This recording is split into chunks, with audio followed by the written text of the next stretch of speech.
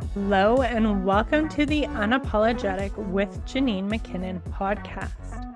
I'm your host, Janine, manifesting maven, lunar ritualist, nature lover, sex magic expert, and empowering confidence and sexuality coach. If you like, you can think of me as your witchy bestie who calls you out on your self-deprecating cycles while encouraging you to align with your highest self. And I'm on a mission to help women return to the wisdom of their bodies and to embrace their inner power. If you're a woo-woo woman craving more self-love, confidence, fulfillment, and passion in life, you're in the right place. The Unapologetic with Janine McKinnon podcast is here to help women like you to thrive as your most radiant and happy self. Here you can find inspiration and tools taken from my one-on-one coaching sessions and group experiences to support you in your journey.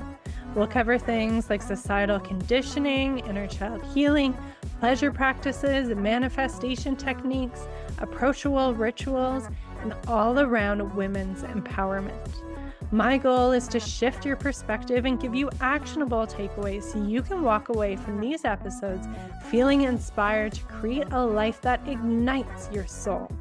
Thank you so much for being here. I'm so grateful we're able to connect in this way, and I can't wait to dig into the contents of this episode with you. Without further ado, let's get into it.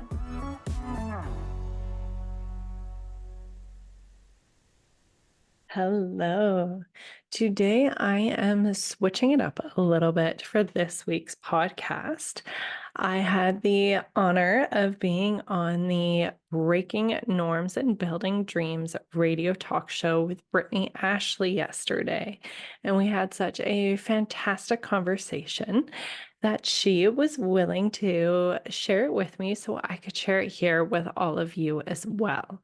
So we were live on the radio yesterday, and we were able to dig into so many different topics, and I found it really had a different flavor than many of the different podcast interviews and different things I've been doing recently. So that's why I was like especially nudged to share it with all of you. And so the topics that we cover, we really touched on motherhood, the mom martyrdom, a story that I think is so prevalent today, and how to really break out of that on a mindset level in some ways and kind of break those norms.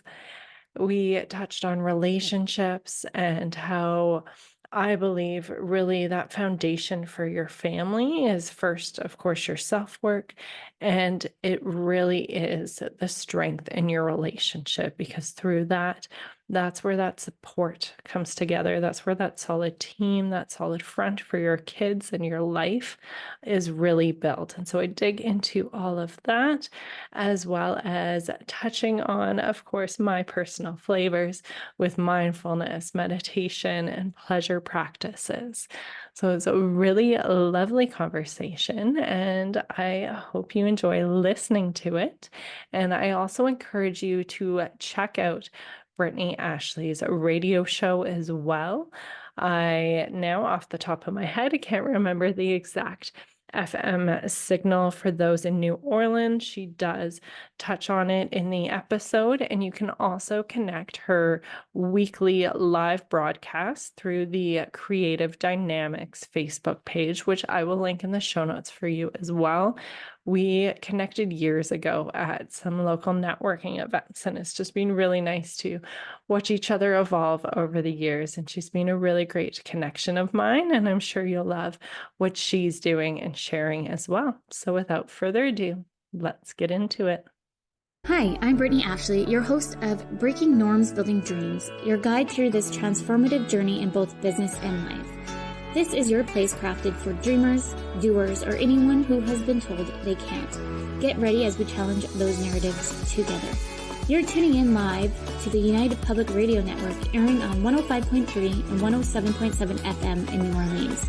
We are streaming on all the popular platforms every Monday at 3 p.m. Eastern Standard Time. Join me for a candid and thought-provoking conversation celebrating your unique journey, because you are worth it. Hello, everyone. I'm so excited to be here with you all today. Welcome to Breaking Norms, Building Dreams. I'm your host, Brittney Ashley, and we are broadcasting live on the United Public Radio Network and UFO Paranormal Radio Network, 105.3 and 107.7 FM in New Orleans.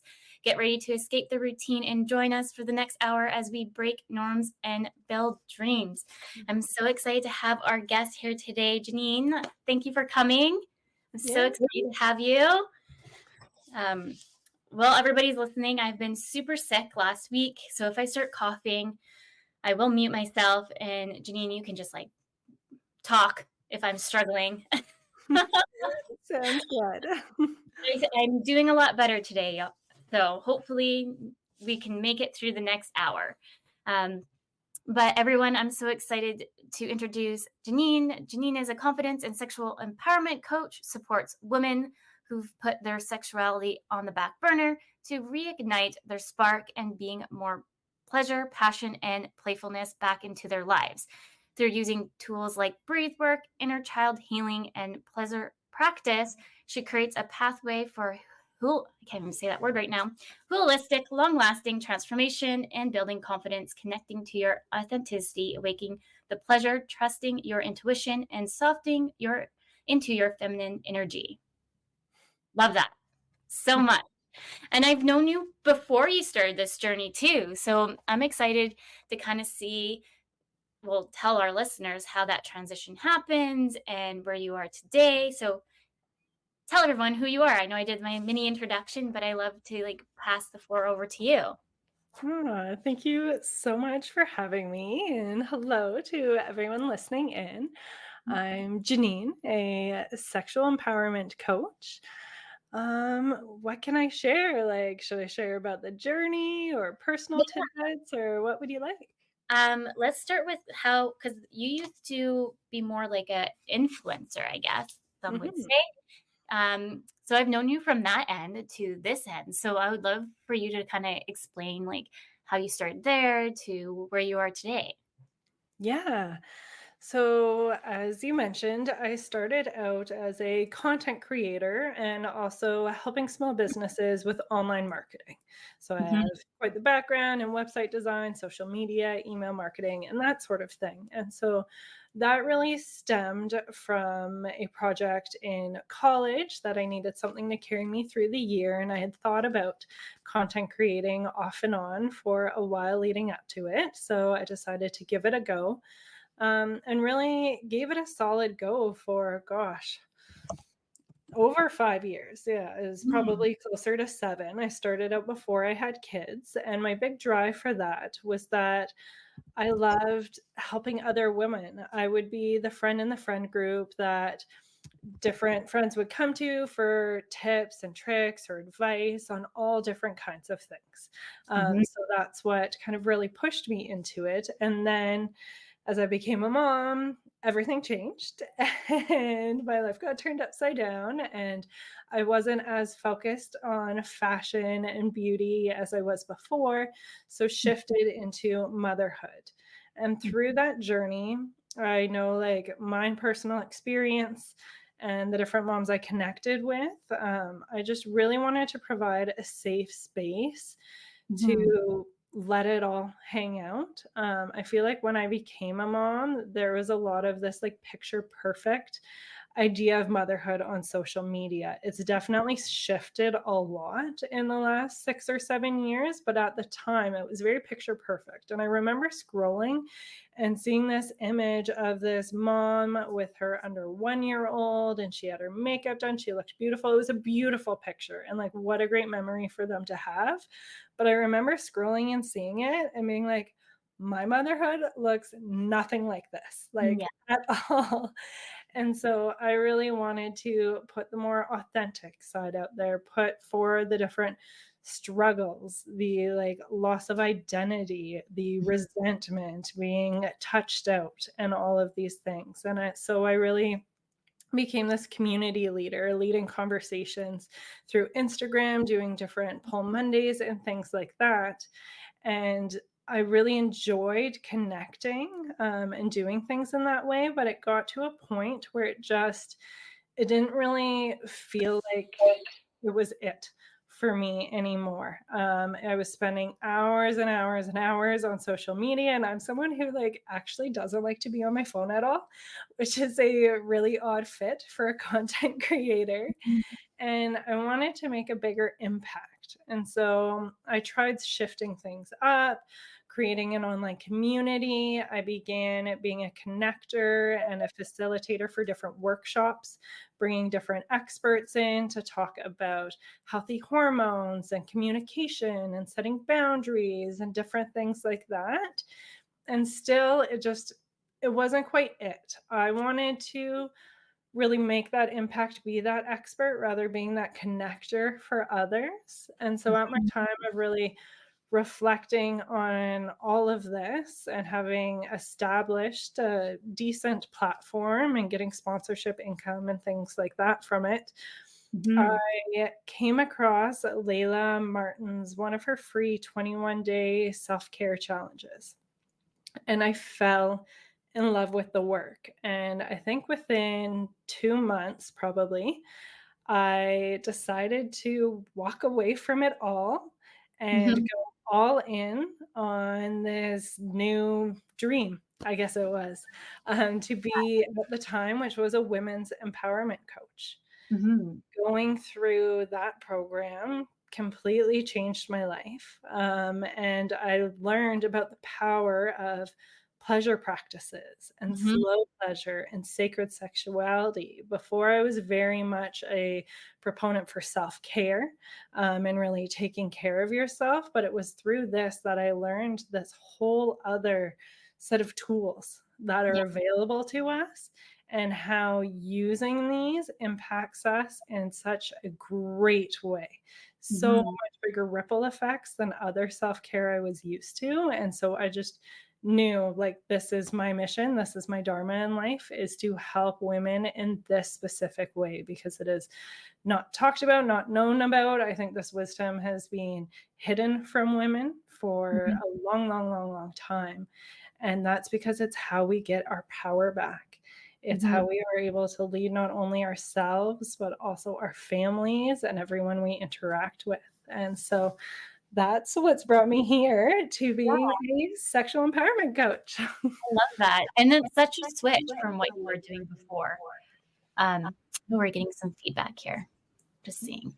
Um, Such a switch from what you're doing before, but I remember, like, even thinking, like, "I haven't seen her in a while. I hope she's doing okay." And then we randomly you came to the networking event, it feels like months ago now, but it's only, like, I guess, a month and so ago when I was doing the public speaking, and I saw you, and I was like, "Oh, you've changed, like, into this role." I'm like, "I love it. I love that you're doing this," because it's not really, talked about other than, like I'm trying to think of this show. Maybe it's Too Hot to Handle? I don't know. I don't It's some show that they make the woman go and actually self-discover themselves again, and it's usually with a sexual empowerment coach like yourself, because they end up going through all these different traumas and they don't put themselves first. I can't remember if it's Too Hot to Handle, guys. I'm not, like, 100% sure. I watch a lot of different TV shows. But yeah, no, I love that. Thank you for sharing your story. Um, how did you find maybe you can I'm interested to hear a little bit more of, like, the course that you also took. It sounds like that was, like, the transformational change in you that you saw, but maybe if anybody's else listening, for anyone thinking that they want to do that as well or navigate that venture. Yeah, sure. So I took Layla Martin's Vita coaching certification, and Mm, Vita stands for Vital Integrated Tantric Approach. So mhm, it's a 650 plus hour certification. It is very in depth. With the core process over a year. And mhm. so, with all of our classes and practicums, we also had meditations and embodiment practices Oh, neat. to do at like 3 to 5 times a week to Mhm, really go through the process ourselves and be able to fully embody it as well as leading others through. And the foundation of the program is really self love, safety, and belonging, and to be able to find that inside and create that for ourselves from the inside out, Mhm. not looking for approval for others or Yeah. staying small to feel safe, really Mhm. finding that within ourselves. And I think that's why it's so, so profound. And this particular program has this like beautiful blend of the mystical and the science. So it's rooted in Tantra and Taoism, as Oh. well as neurobiology, somatics, attachment therapy. So Mhm. it's this really cool blend, and I do a lot of shadow work, and inner child healing, and that's from the lens of somatics. So when I'm speaking with a client, for example, say someone starts to shut down when it comes to being their authentic self or for speaking up for their needs in their partnership. So we'll Mhm. start exploring, like, okay, how do you feel when those moments come up? And this Mhm. could present itself as like a tightening of the chest or like a hunch across the shoulders or different physical sensations.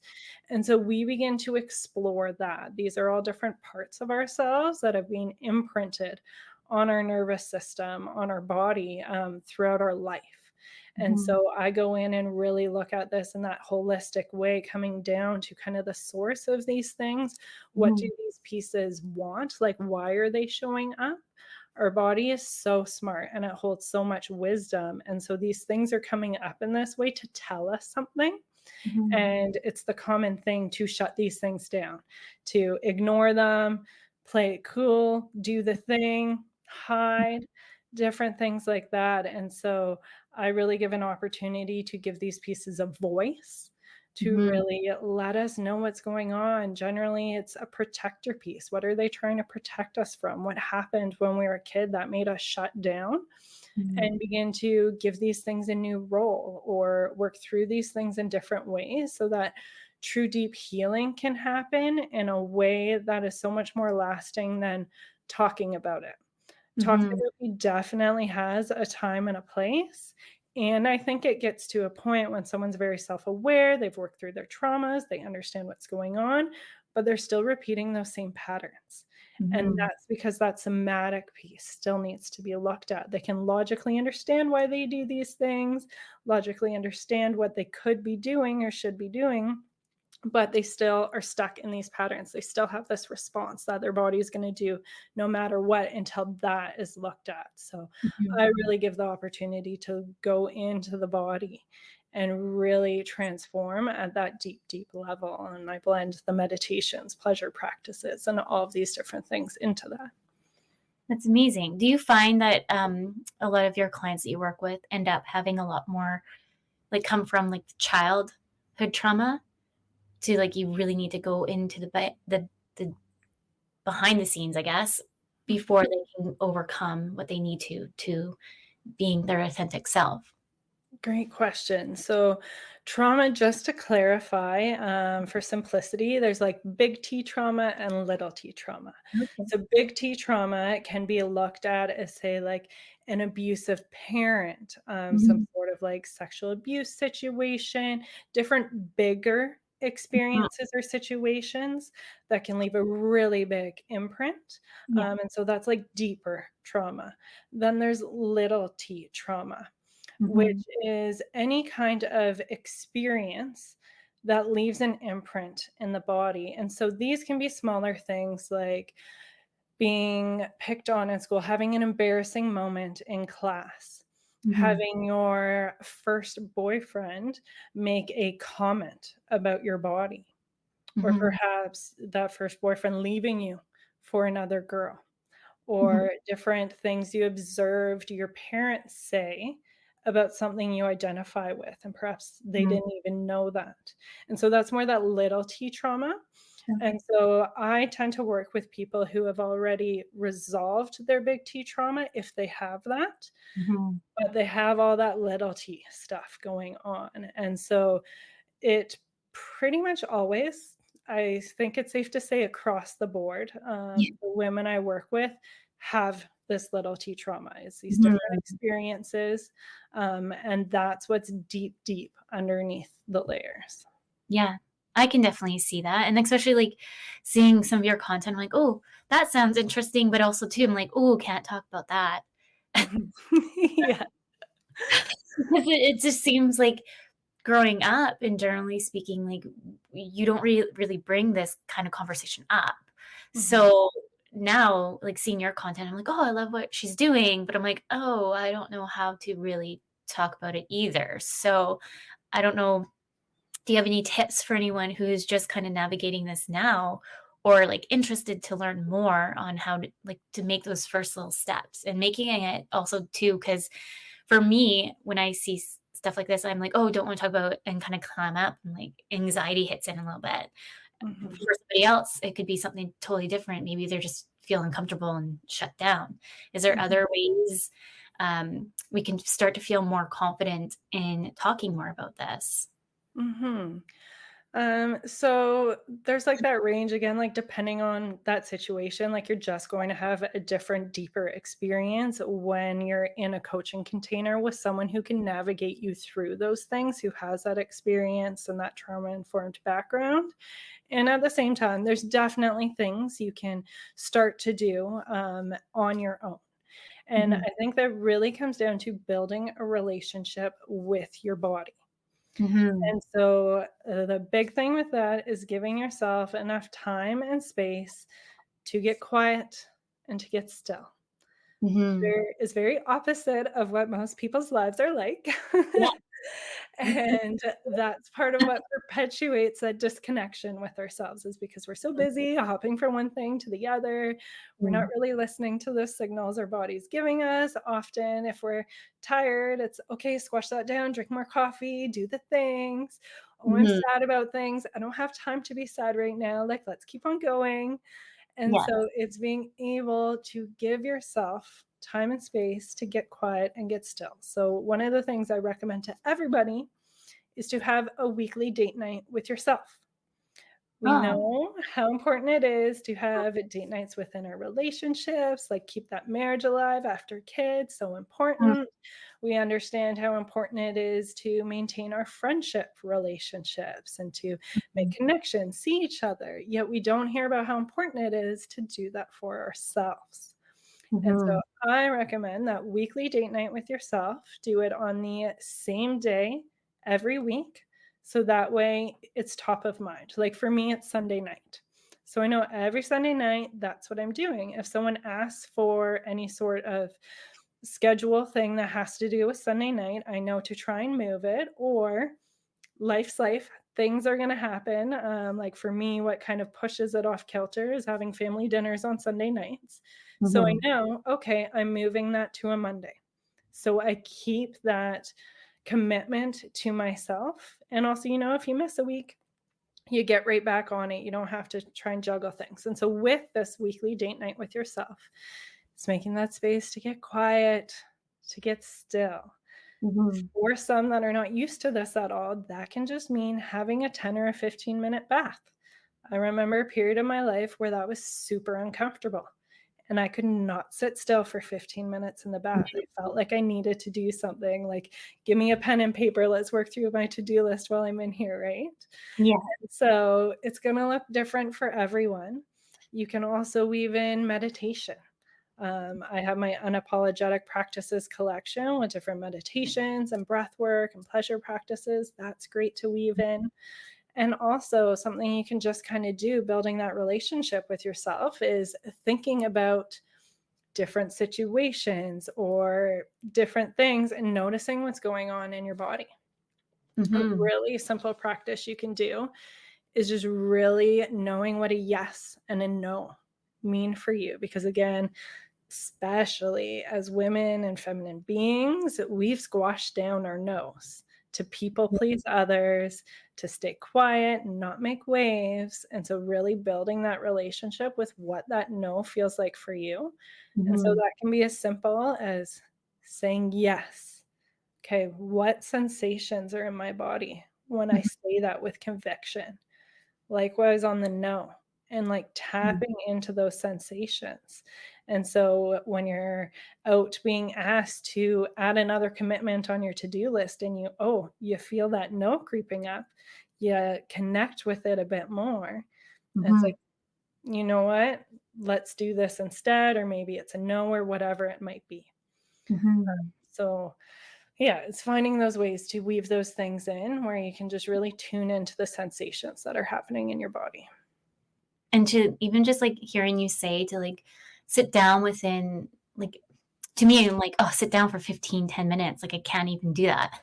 Like, my brain, like, Right? we used to do meditation, at work, and I would be like, I don't know if it's the greatest idea, really, meditation at work, because I'm, like, constantly like, "What happens if the door rings? Who's gonna get it?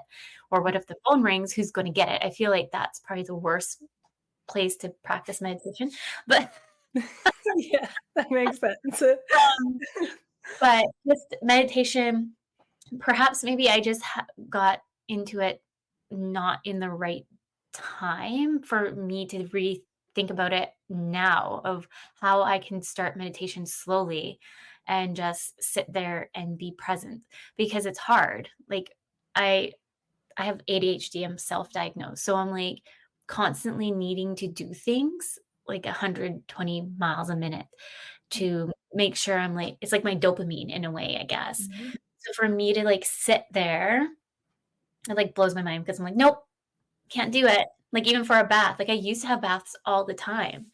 And it's just kind of something I've definitely like moved off my path and like, nope, I don't have time for that. Or mhm, so do you other than little like because like some people too, like they make goals for themselves, like every year there might be like, yes, I'm going to go to the gym and do X, Y, and Z.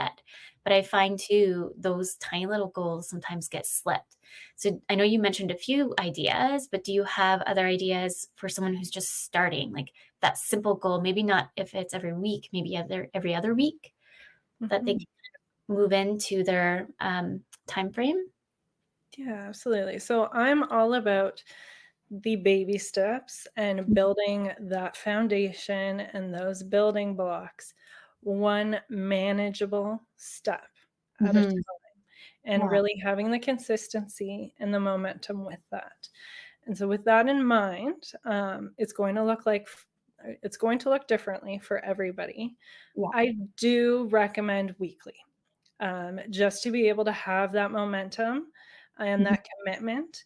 It's hard to do that with biweekly.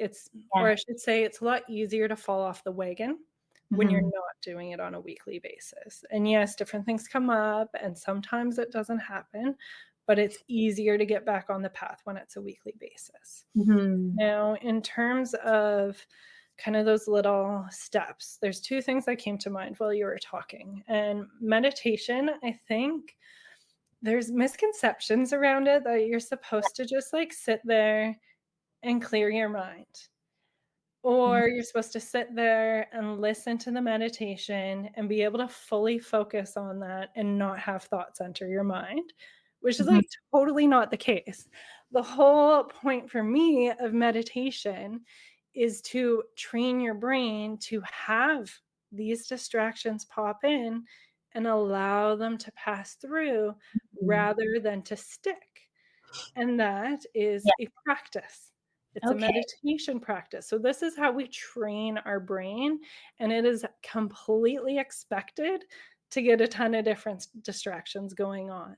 And it's Mhm. just slowly through practicing you learn how to have them take up less space, not last as long, be able to refocus your attention more Mm. easily each time you sit down.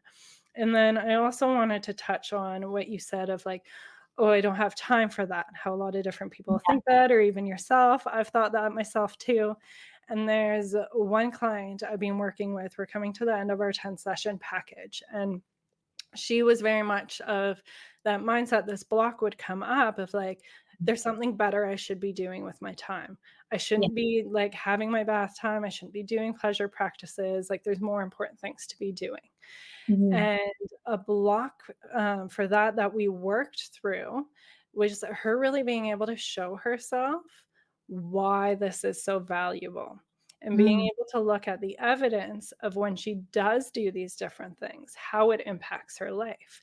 So yeah. when she is busier, more go, go, go, she ends up being more stressed out, more reactive to her family, not being able to show up as the mom she wanted, not Mhm, really being the way she wanted to be for her husband, was being a bit shorter. There's more disconnection there.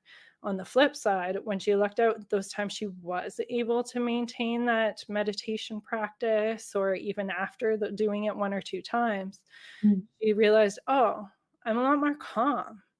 I'm able to be present and actually like be with my kids playing and not be in my to-do list while I'm sitting with them. mhm. Oh, I'm able to like go for those hugs with my husband instead of like brush them off in those like busyness to-dos. It's like, Yeah, okay, it is productive to slow down and do these things. It actually impacts my life in a better way than yeah, brushing it off and being busy. yeah, I like that.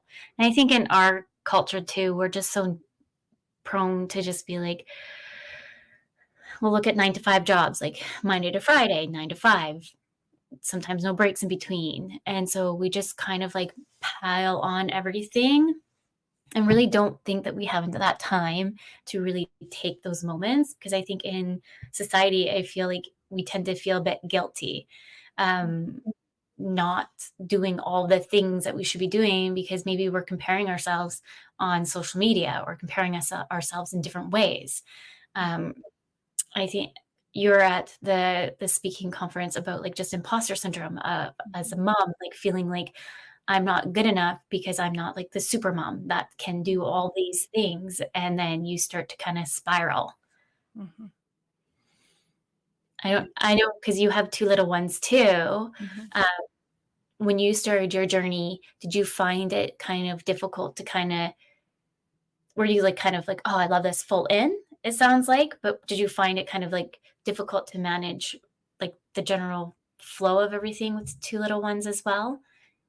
Yeah, so I had 2 kids under 2 years old. They're Mhm. 18 months apart. I had 4.5 years of back-to-back pregnancies and breastfeeding.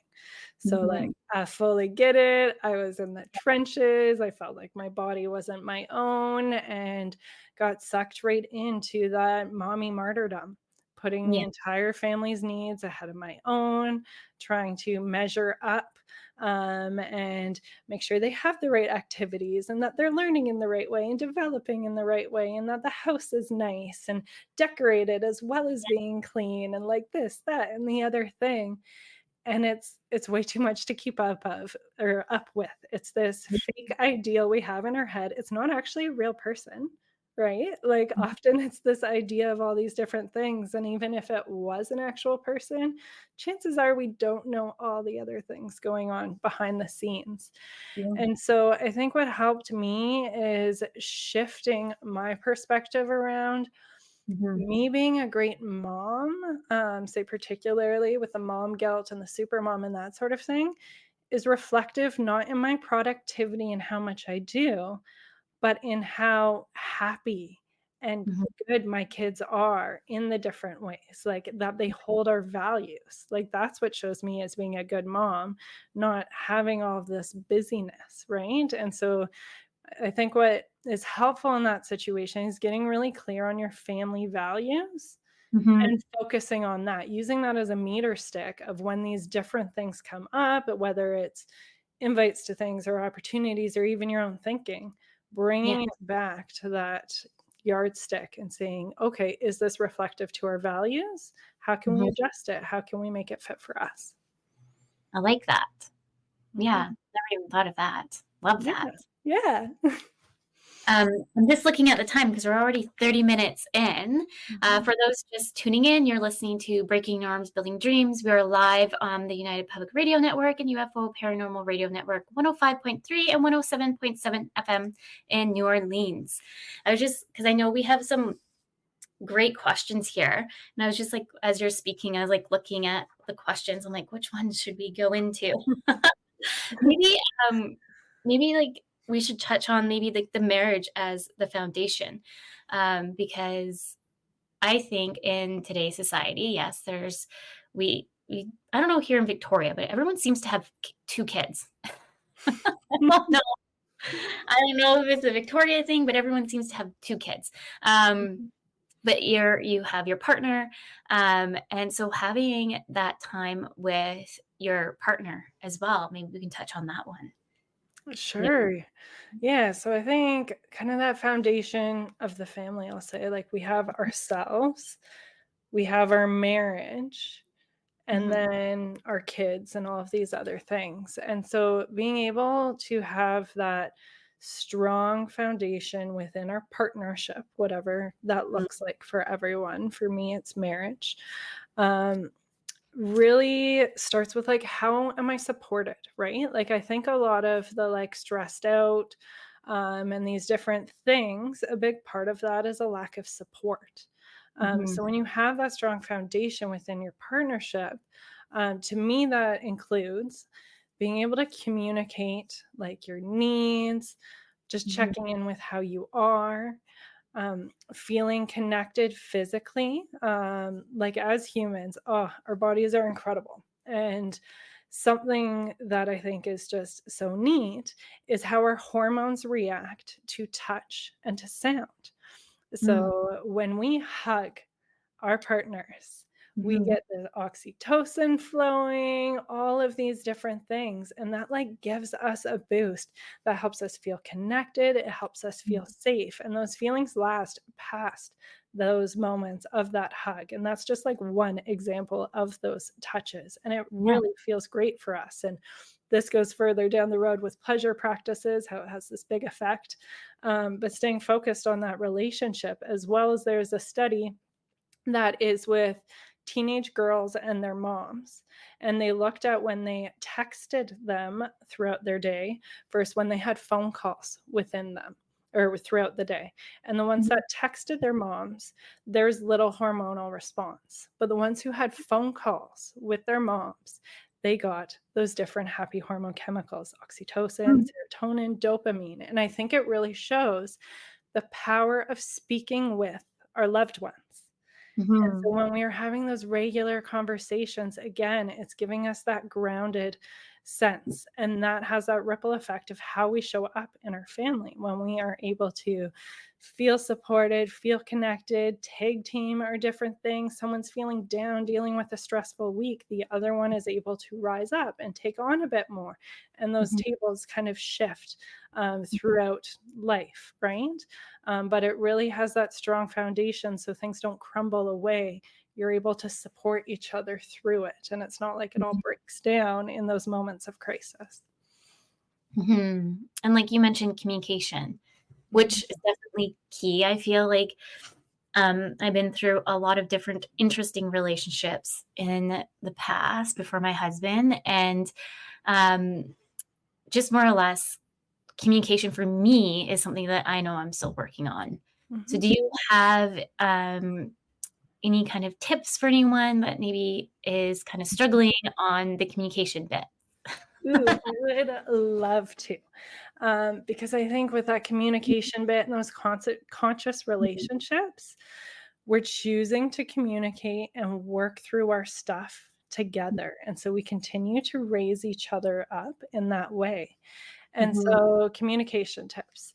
My go-tos that I find I'm repeating to in different conversations in Facebook groups is to when you're speaking about something, say, here's a simple example. That was like me personally. Dinner times, super stressful. It's the end of the day. I would already be like, my stress levels are up there between the to do list, the noise, having to make the dinner while hearing everything going on and shift into bedtimes, that sort of thing. mhm, And so for me, I talked to my husband.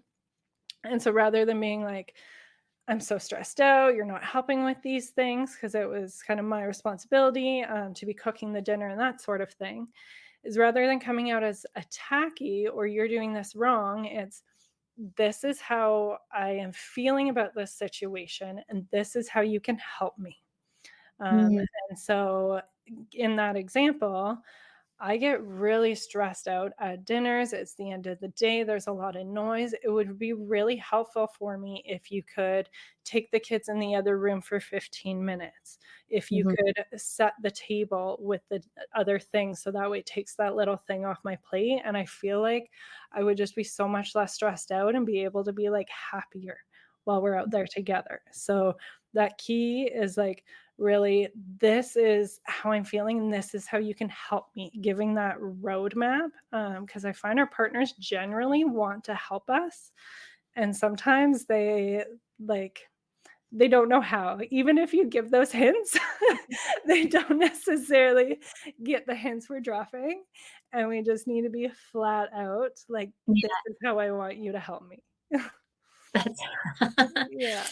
true. I think we have to remind ourselves that, we can't read each other's minds, Mhm. even though we wish that could be a power that we had. Yes, absolutely. No, I love that. I love that because I do think communication definitely is the number one that a lot of people can struggle with, and so finding different ways to kind of, um, maybe ask a different question, and then as I, like, navigated my coaching journey, I was like, "Oh, maybe I need to start asking more curious questions than just assume or just, put blame." So, instead of just going in, like, I wanna say defense mode, Mhm. taking a step back and kind of rethinking what I'm gonna say. And I know you talked about, breath work. Do you kind of intertwine some of those? Because sometimes I'm super reactive. I'm not gonna Mhm. lie. Because I'm just like, "Nope," and then I react. But is there ways that you can maybe do, like, breath work with all of this as well? Yes.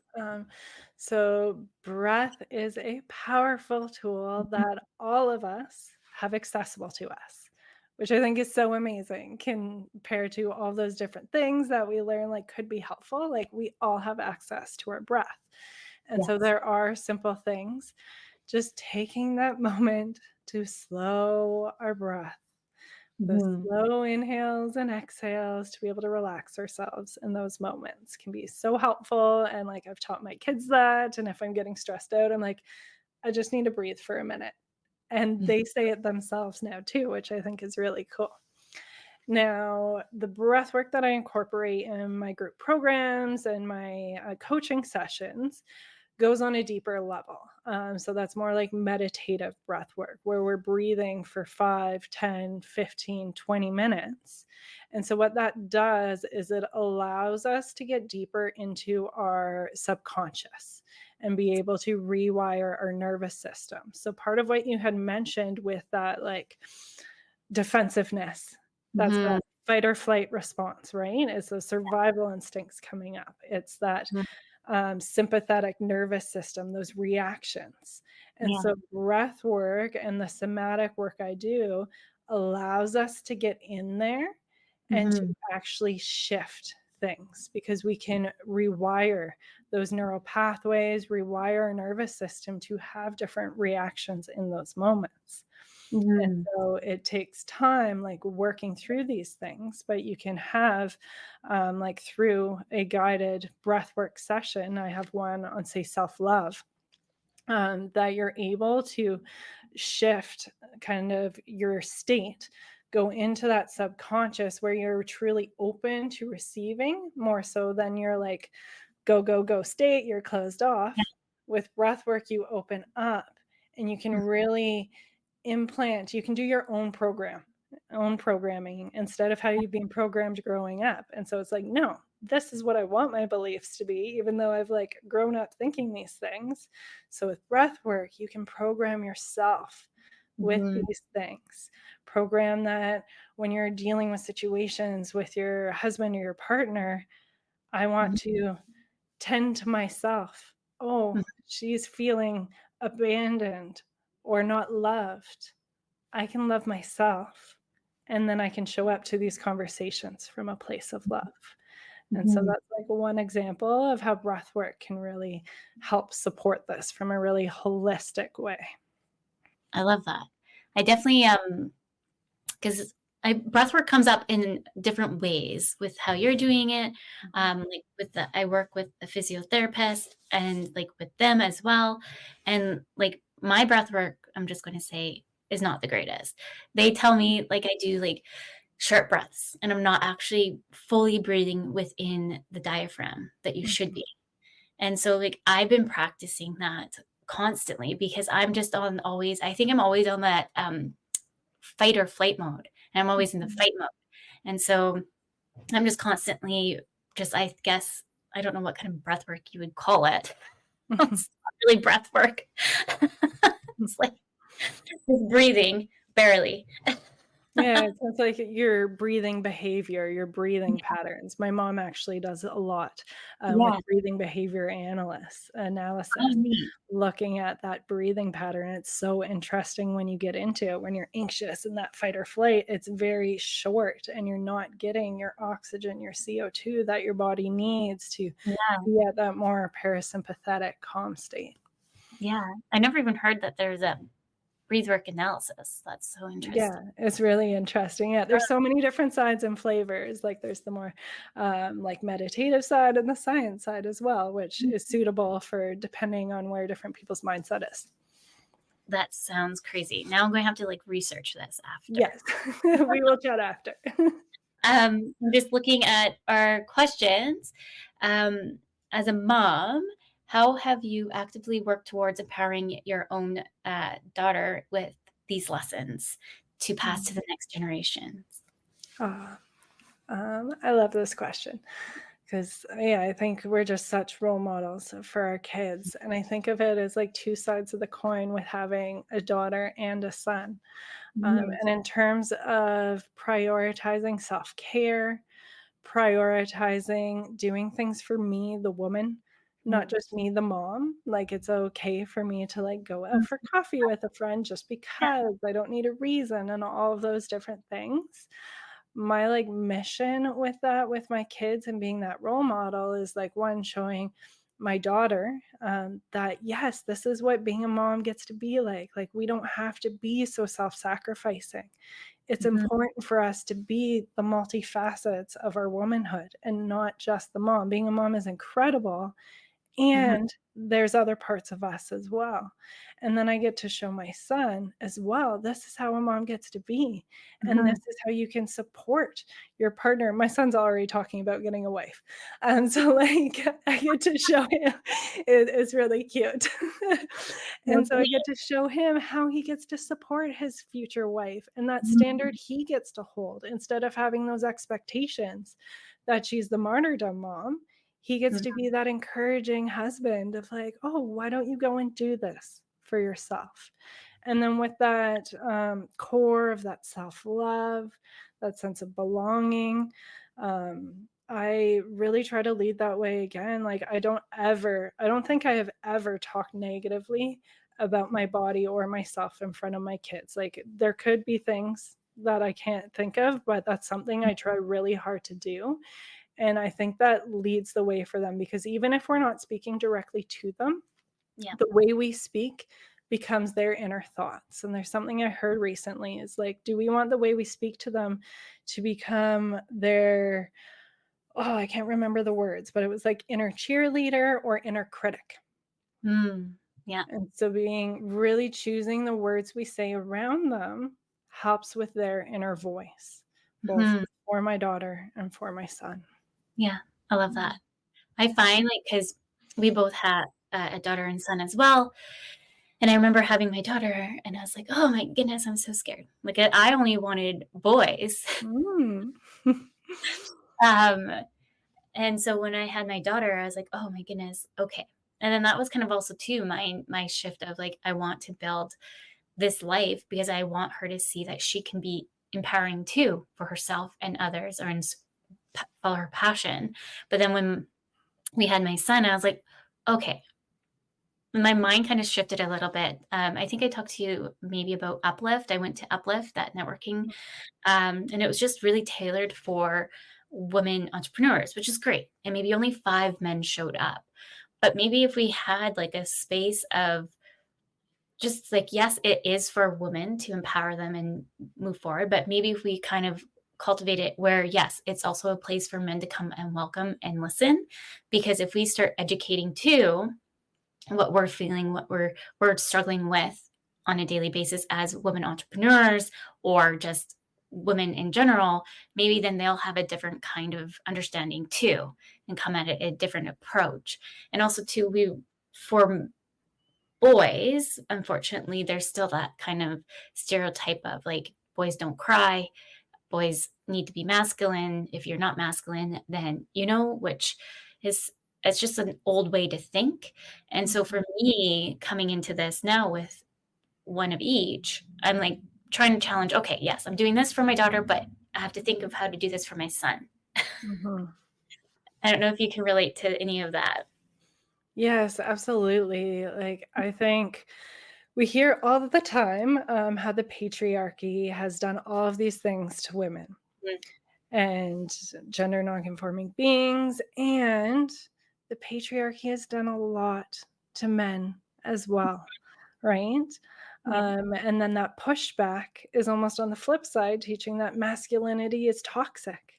And so Mhm, it's like all these mixed messages for boys and men of don't feel your feelings, don't be too manly. And I think it's so confusing. And I just feel for them. And I think it comes back to one of those first questions of that foundation of the marriage, mhm, because I don't think the mom can do all of it for both. Like, it takes both the mom and the dad yeah, that and whatever that situation looks like, and it's often that, like, more feminine partner, that more masculine partner, mhm, and they each play a very important role for each of those kids.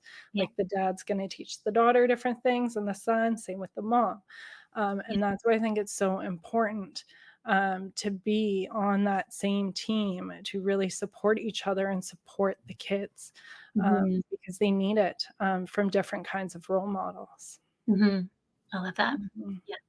Yeah, even like in our house, Mark, my husband's like the cook. I don't like to Mhm. cook. Mhm. I am like the cleaner. I prefer to clean because I'm very particular. So it Mhm. was just kind of like that. Yeah, we've had that discussion of who likes what, who doesn't like what. And so we try to like make sure we take on different roles. Mhm. So we're both not just kind of like, oh, I hate all of this. Mhm. Yeah, I cook, he cleans. Yeah. Yeah. I'm just looking at our time here. We're almost at a whole hour almost. I'm just looking at our questions. Is it anything top of mind maybe that we haven't taught? Actually, you know what? Before we move on to maybe last things, on the bottom of the screen here, you can see everyone who's watching YouTube or any of the live videos of different PDF items. Maybe you want to share what these are. I don't have my Google Doc here. So we have, one second here. Oh, banner, if you can see it. So we have the free honey pot meditation, the complimentary catalyst call, and then the unapologetic practices. Maybe you want to explain each one for the listeners if they as they see it through the screen here. Sure.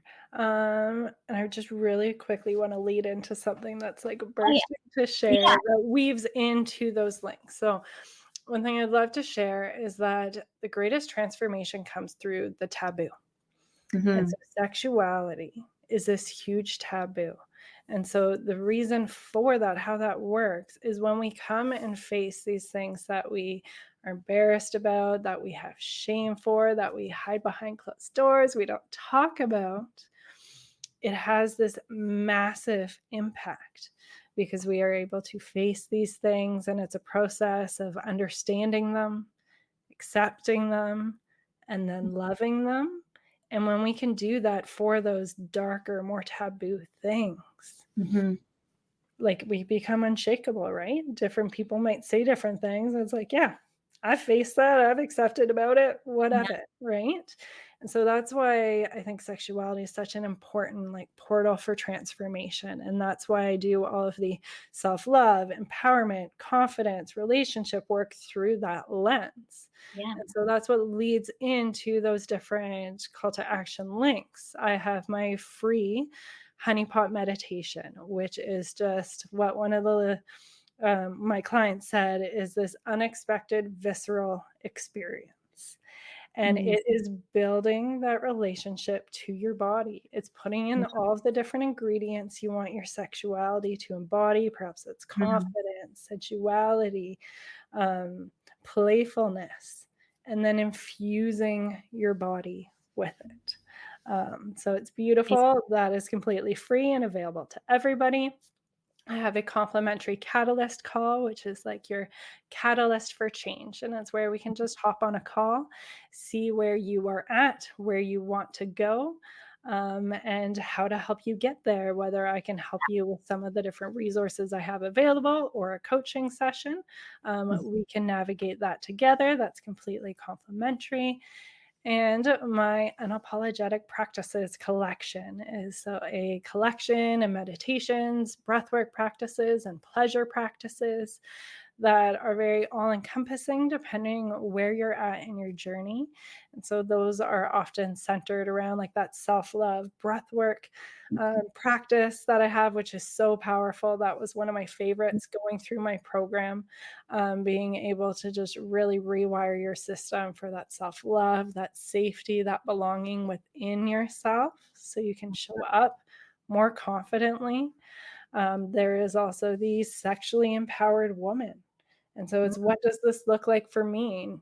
And rewiring those beliefs. Like I said, there's those different beliefs we've taken on, that programming we've taken on. And so this is how you get to program yourself. What does this mean to you? And that's going to look differently for everyone. So that meditation helps walk you through it.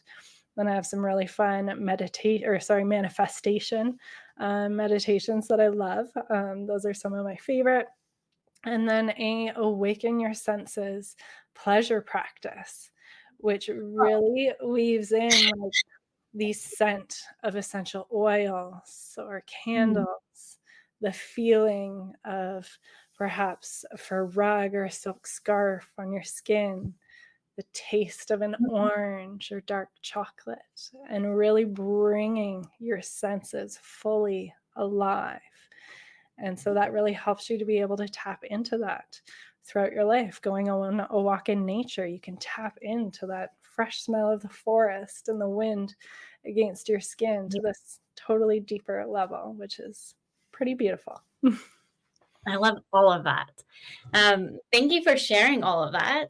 And looking ahead, do you have any kind of visions of the future for your advocacy and what you really want to push forward? I want to make sure we touch on that because I know you're always up to amazing things. So Yeah. So I really spread my mission. I have this beautiful vision of just raising the vibration of the collective, one Mhm, woman at a time, one yoni breathwork practice at a time. And mhm, so my podcast, Unapologetic with Janine McKinnon, is one of the ways I really spread that message, amplify that to women and people everywhere. And I've been doing more in-person events here in Souk, perhaps expanding into Victoria and other island locations. That's because I think those in-person connections, they mhm, just hit different. They have a different sense of magic to them. Like I kind of touched on with those hormonal mhm, reactions, like when we're just around other humans, other women, something special happens. So I'm mhm, weaving that more and more, looking to do different workshops at retreats and things like that. And then there's just different group programs I have, igniting your inner spark. And I just think it's such an honor to help women ignite that inner spark and mhm. how it impacts how they show up in their life, how they're able to lead their family, their friends, and then in turn, how they begin to show up in their life is just Mhm. really special. Well, I'm so excited to see what else you do because I know you're always doing great things. Thank you so much for coming on the show today, Janine, and all our listeners, the United Public Radio Network and the UFO Paranormal Radio Network. Next week, we have Lindsay coming on the show, and we're talking about consent based marketing, their journey, and more. They're actually also my coach. I call them my coach, but they are also more of a sales marketing strategist. So I'm really excited for Lindsay to come on. Again, thank you, Janine, for coming on, our listeners.